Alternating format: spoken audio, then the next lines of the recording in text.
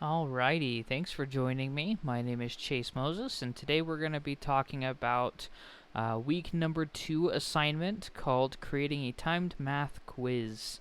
In this, I'm going to be going over what it looks like, what I have built, and how that fulfills some of the requirements that is listed here on the right side of the screen. So we're going to go ahead and get started. One of the things that was required was to make sure that we follow the Microsoft tutorial, create a timed math quiz. Once you do that, and as you do that, there's some other things that this assignment requires. Things like add your name to the Windows form title bar in this format, your full name plus math quiz, which I have right here. Display the current date using this format, 27th of August 2020, which is what we have, 22nd of September 2022. Change the application icon from the default to one of my own, or search for an appropriate one, which I did do. It's a little hard to see, but it essentially looks like a graded paper.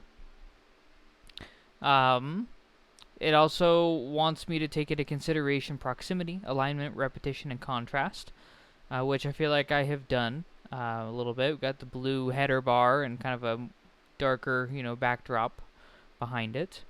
And then once it's all working and done, just push everything up to be graded and all that kind of stuff. So let's just go ahead. We'll click Start Quiz. If I try and click the Start Quiz, it does gray out. I do have a certain time frame left over.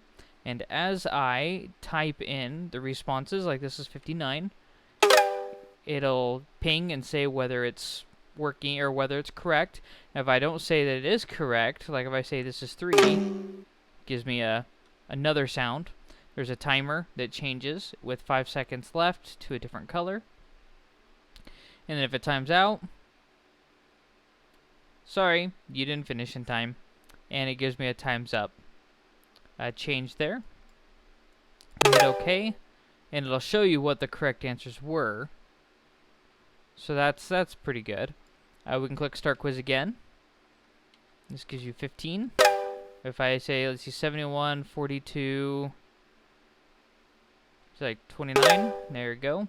6 times 7.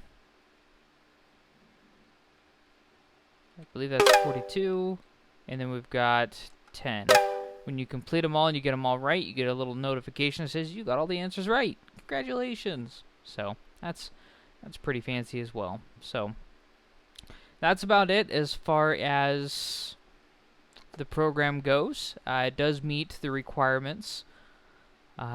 Anyway, thank you for watching, and you have a great day.